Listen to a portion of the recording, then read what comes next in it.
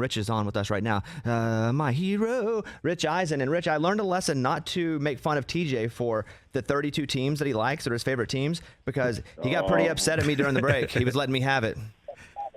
Bobby, that's called the third rail with him. Or I'll just put it, three being a factor of the number of teams he actually roots for. So I think it's, like 1/4? Would that be, TJ? 3 Yeah, I'm not good at math, man. I don't know. Well, I've learned a lesson about the culture of the Rich Eisen Show, and that is TJ loves a lot of teams, but don't bring it up because he will still be angry at you when you go to commercial. Yeah, I screamed at him all through break, Rich. You know me. Very sensitive, very sensitive. How you doing, Bobby? I'm good. How's everybody? What's up, Rich? Yeah, Rich. Well, I'm still angry at Bobby, clearly. Yeah, clearly. Hey, what's the vibe there? We know the vibe here. TJ's mad at me, but what's the vibe there today? Because yesterday a different feeling, but what's happening now?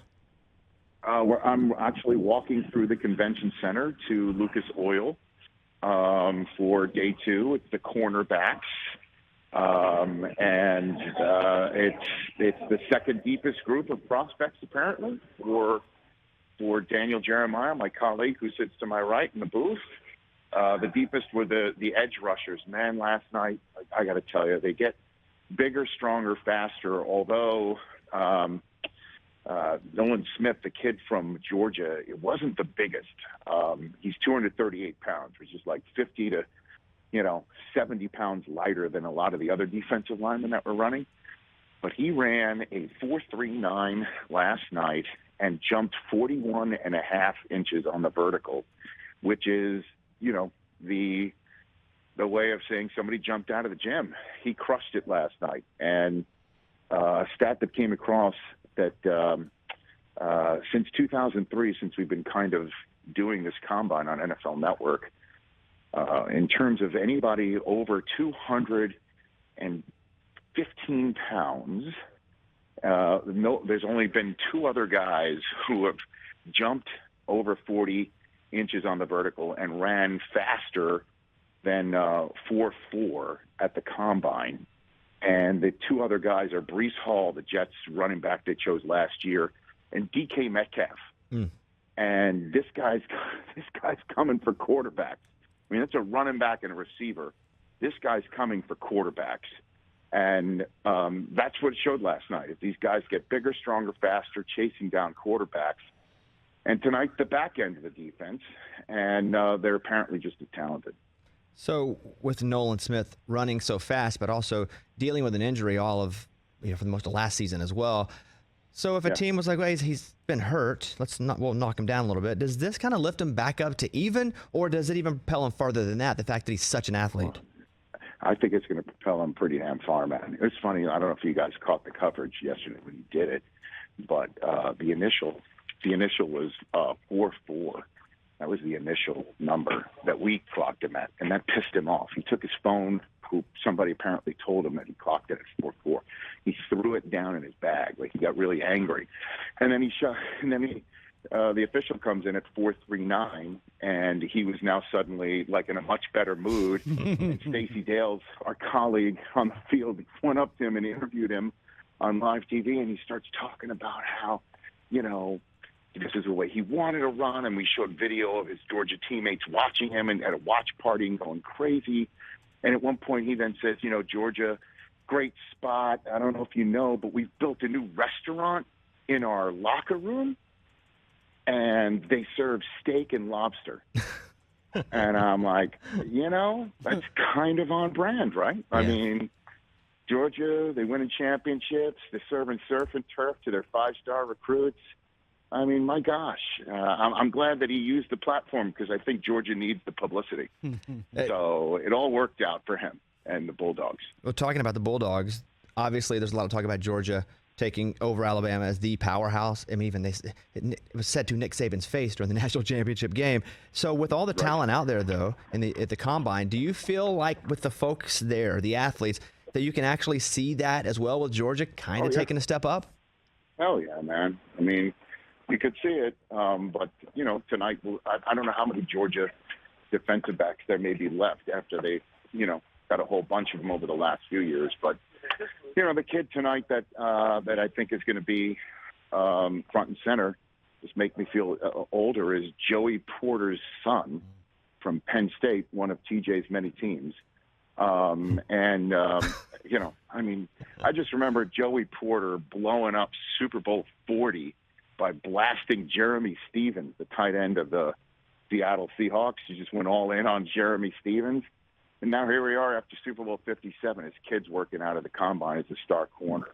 It's just things go by fast, Bobby, With Jalen Carter coming back, how did that affect the mood? How did that affect? Did you see him at all? Like, what happened with him? He was on the field. I guess he came back and he did the interviews with some of the teams that were just eager to know what's going on with him. It really didn't affect any mood. Like today, I don't know, did you guys play any of the sound bites from the quarterbacks? We did. Yeah, we did. Okay, how great. Did you play Will Levis talking about he's got a cannon? Love it. Yes. Play Love that it. one? I mean, come on. We equated that to Big Al hitting dingers, Rich. It was the. That's it. That's right. He just hits dingers. He's like, I got a cannon. That's why I'm going to show it off here. And I freaking love that. And C.J. Stroud saying he thought he was the best player in college football last 2 years. I love that sort of bravado. I think it's great, especially since if C.J. Stroud was the best player in college football last 2 years, that just makes Michigan's wins over Ohio State 4 times even more impressive. Something that I think I'll point out on the broadcast tonight. And Bryce Young saying he's always been this size. I love it. That's tomorrow. That's, they're going to sling it. I heard this great story about Anthony Richardson, told by John Beck, okay, who, by the way, I got his number. He's going to come in studio. He's one of the, top throwing coaches in all the land, and so he told this story about how somebody came up to him recently. I think it might have even been right here at the Combine, and he was talking about throwing, and it was a workout recently. That's what it was, where a whole bunch of prospects were. And he's talking to quarterbacks about throwing, and some dude comes up to him and starts talking about quarterbacking in a way that was really specific. And he thought it really odd how this linebacker would know so much about quarterbacking, this big dude. And he walked away, and somebody went up to him and said, "What was Anthony Richardson telling you about?" And he's like, "Wait a minute, that's Anthony Richardson?" Like, yeah, he's that big. He's that huge. And his arm apparently, like standing flat, he'll throw it 70 yards in the air. I can't wait to watch him work out tomorrow.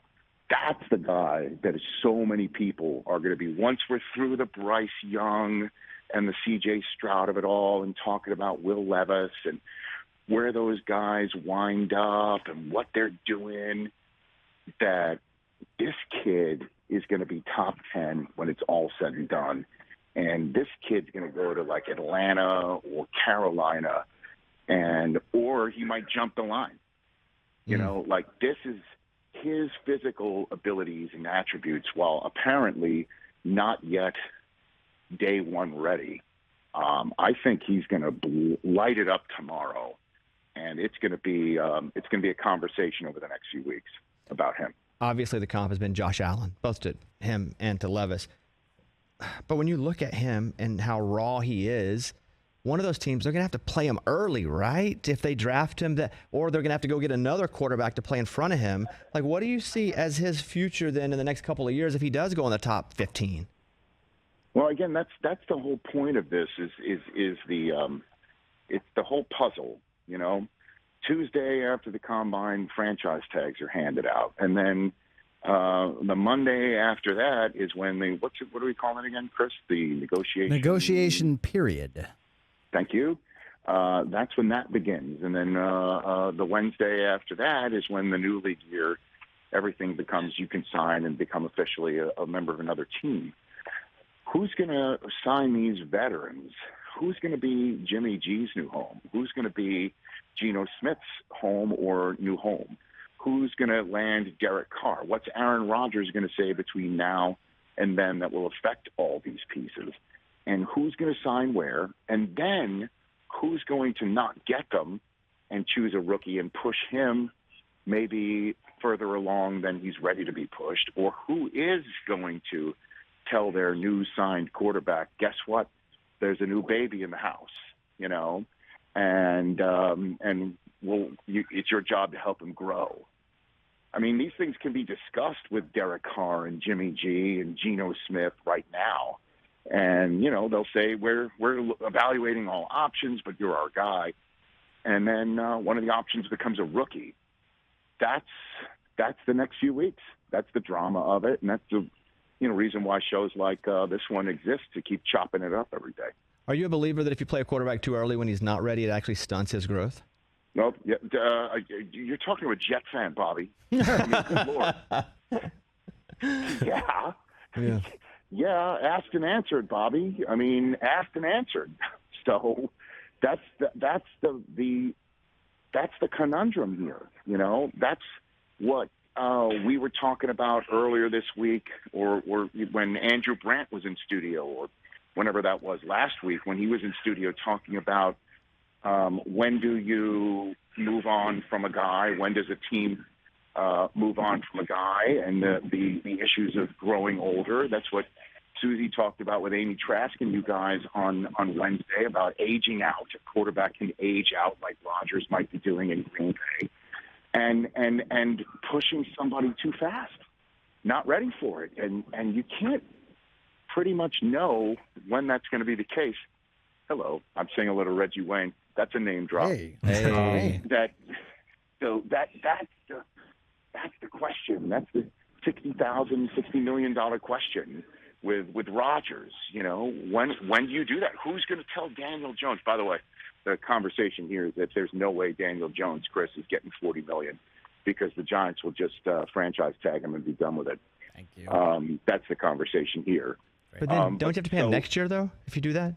Like, is it the same thing, same story? I don't know. Or you franchise tag him this year and you see how he is, and then you let him go. Or if he performs. And you sign him.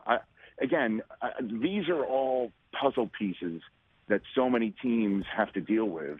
And those that don't, boy, are they lucky. That's why you keep trying to find that one in the draft. What's your favorite combine drill to watch? It's a new one. They just started about 2 years ago.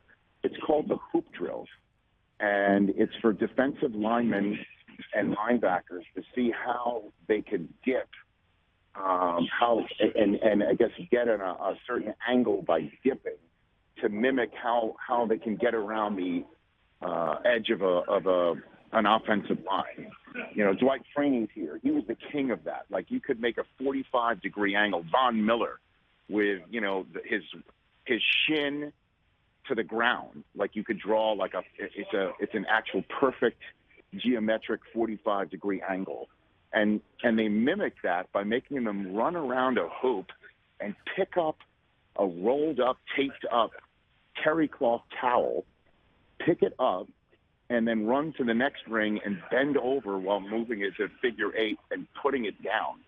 And they yell at them if they throw it down or it's thrown outside the ring. They want to see them pick it up, put it down in a figure eight as fast as they can. And that's also started, the drill starts with the player in a three-point stance, and my favorite device here at the Combine, which is football on a stick. They take a football, they put it on a stick, and the coach just mimics a snap by moving the football. It's just great, man. Hoops, towels, football on a stick. What a win. It sounds like they're just trying crap. All right, boys, what can we do this year? what obstacle course can we set up and it'll look fun for TV? And I love watching the Combine. Until it becomes like American Gladiators, right? Correct. Like over a moat, right? Over a moat, they have to swing from one rope to the next. If the guy's Who knows, jousting. man? Yeah. It is kind of wild. I'd love to see a good three-legged race. Or the potato sack. And they pay them money, and we have them racing the potato sack. We act like it does something, like we can really test the agility of the, but we throw them and see who's the fastest potato sack racer. Wouldn't that be novel and fun? An egg on a spoon. Absolutely. It's field day from 5th grade, just at the Combine. Correct. Okay, Rich. With cones and Bill Belichick. We're gonna be watching. We love watching. Also, thanks again for letting me fill in for the last couple of days. Hey, man, it's been awesome. Thanks for doing it. There really he is. Appreciate it. Sounds good, guys. Take My care. hero and yours from the NFL Combine, Shrimp cocktail. Rich Eisen. Catch the Rich Eisen Show every single day on the Roku channel, 12 to 3 Eastern, for free.